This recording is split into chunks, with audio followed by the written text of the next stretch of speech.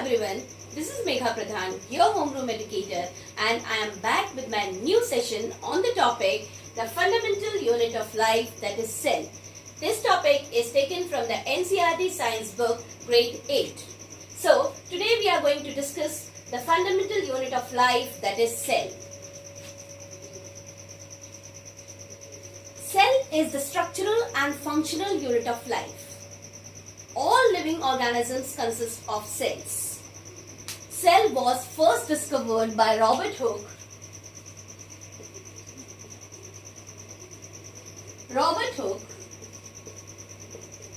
In the year 1665. It was first discovered by Robert Hooke in the year 1665. He had his observation with a cork, that is the bark of the tree. He observed it under the microscope and he found honeycomb structures. Such type of structures he found, which were compartment-like.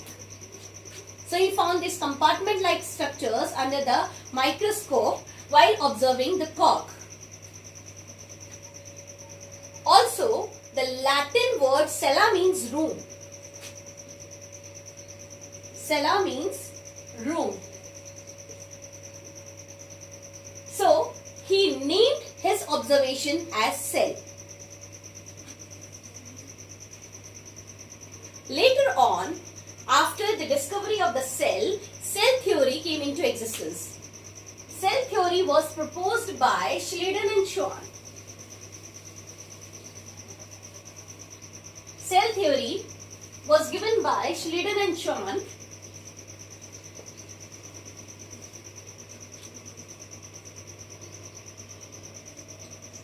Cell theory was given by Schleiden and Schwann in the year 1839.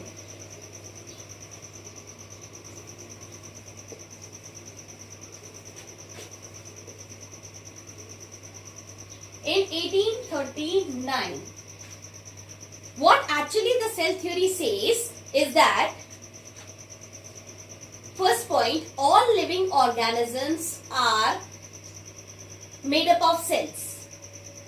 All living organisms are made up of cells.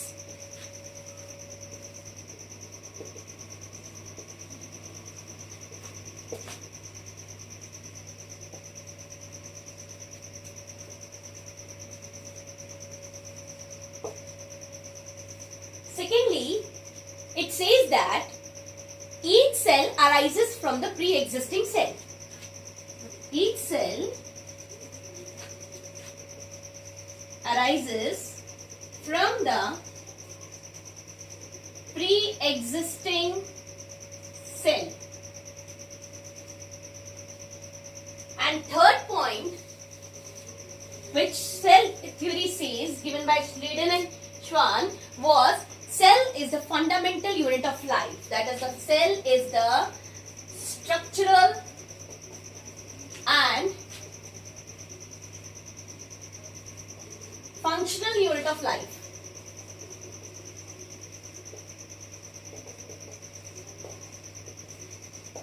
So this was the cell theory given by Schleiden and Schwann in the year 1839. So these were the points which were said by the cell theory. Now, every living organism have different number of cells. On the basis of the number of cells, the organisms are being classified into two categories.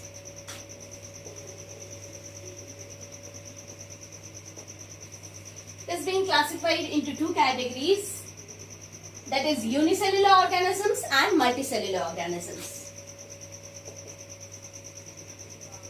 Unicellular and multicellular. Unicellular organisms are the organisms which have only single cell. Single cell organism. Single cell. And this single cell is only performing all the different activities, all the functions of the body. Example of this unicellular organism is amoeba, Paramecium, Euglena, etc. Okay. And multicellular organisms are the organisms which are having millions, billions and trillions of cells in their body, and every set of cell will be performing different function. All the plants and the animals are coming under multicellular organisms, including human beings.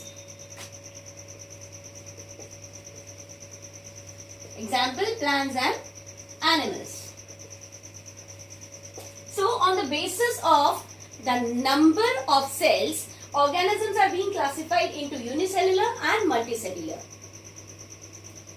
Another classification of the organisms is done on the basis of the presence of nucleus and its absence. That is, prokaryotes and eukaryotes. In prokaryotes, the nucleus is not available. It is absent. Nucleus is absent. And in eukaryotes, nucleus is present. Nucleus is present. So, on the basis of presence and absence of the nucleus, organisms are again being classified into prokaryotes and eukaryotes. All the plants and animals are coming under the eukaryotes. Now we will be studying more about the cell by discussing its structure. Structure of the cell. Structure of the cell. The structure of the cell consists of nucleus, cell wall,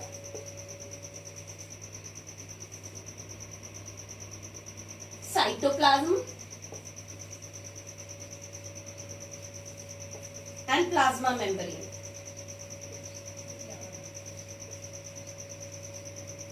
So, the structure of the cell consists of nucleus, cell wall, cytoplasm, plasma membrane. Now, first we will discuss about the nucleus. Nucleus is the controlling center of the cell. It is having the genetic material. It also carries out the cell division. Having genetic material,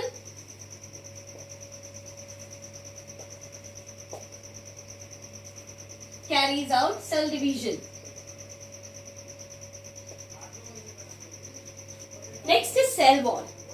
Cell wall is present only in plants. It provides rigidity to the plant. It provides a definite shape to the plants.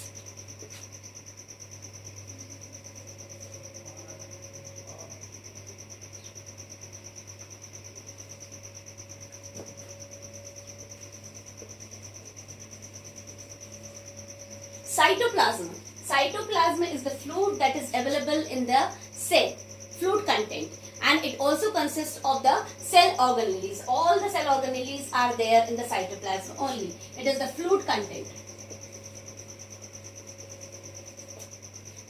Plasma membrane is the semi-permeable membrane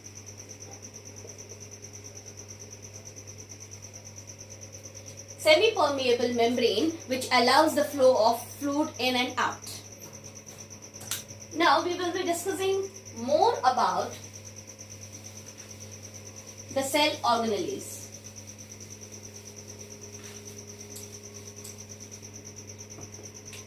Cell organelles.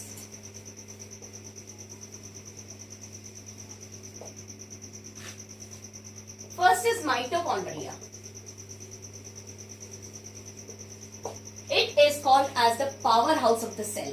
It is very important that it could come under that dash is the powerhouse of the cell. So we have to answer mitochondria. Or why mitochondria is called as the powerhouse of the cell? Because it generates energy. Mitochondria is called as the powerhouse of the cell as it generates energy.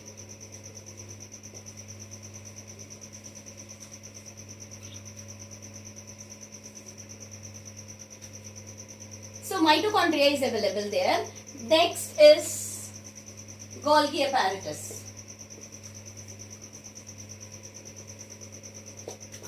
It helps in packaging of the material. Then is endoplasmic reticulum.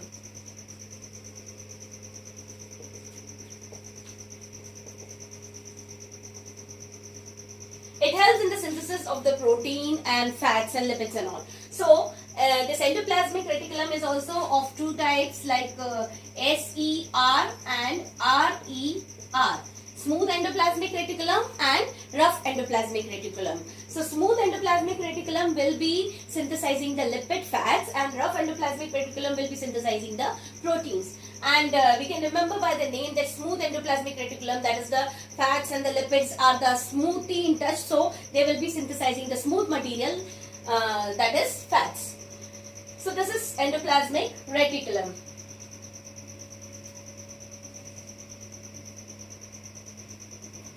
Next, it contains plastids.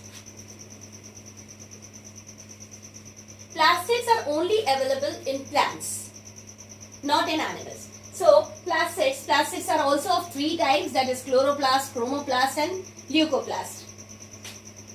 Chromoplast, chloroplast and leucoplast. Chromoplasts are of different colors. It is green color,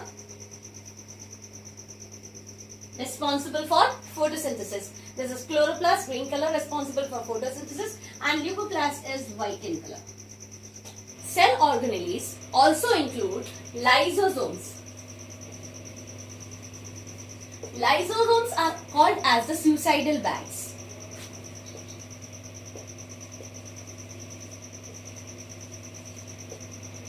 These are called suicidal bags because they consume, they eat up all the waste material in the cell.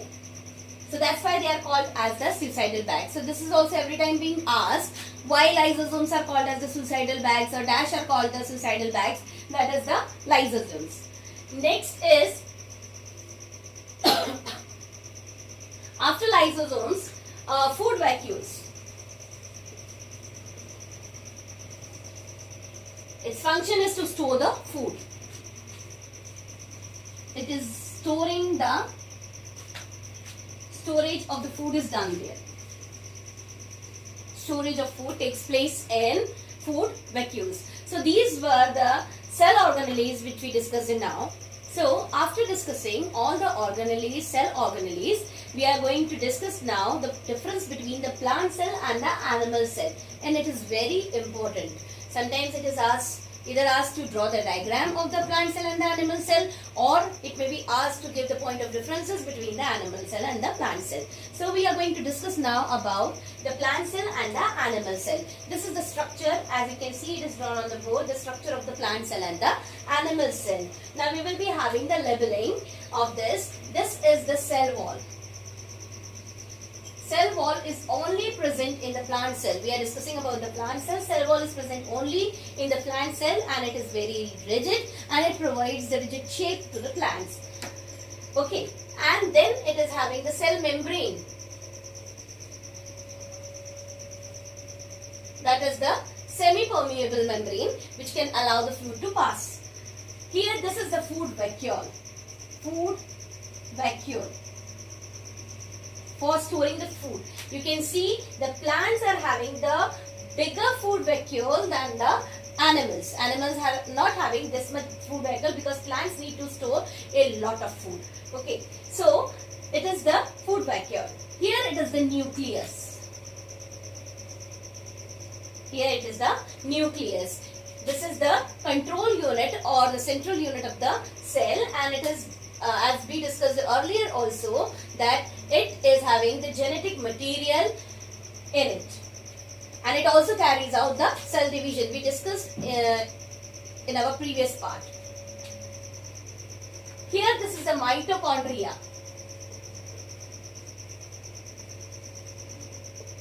Mitochondria, that is the powerhouse of the cell. Now it also consists of cytoplasm. Cytoplasm is actually the fluid content.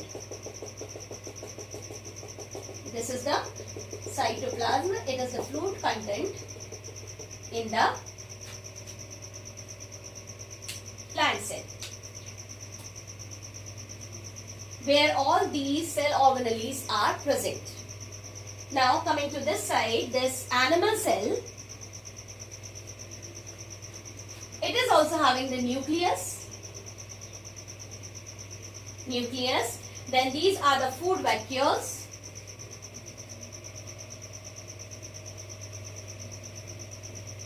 This is mitochondria. Here it is Golgi apparatus. Golgi apparatus, or Golgi body we can say. It is available in the plant cell also. Golgi body is available in the plant cell as well.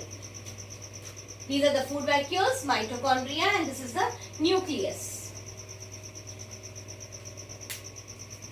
And it is having the cell membrane, not the cell wall. Very important. It is having the cell membrane. Cell wall is present only in the plant cell. So, if we talk about the points of difference between the two, cell wall is present only in the plants, but in the animal cell, it is absent. And one more point, that is the chloroplast. Chloroplast is available only in the plants. It is available only in plants. Chloroplast.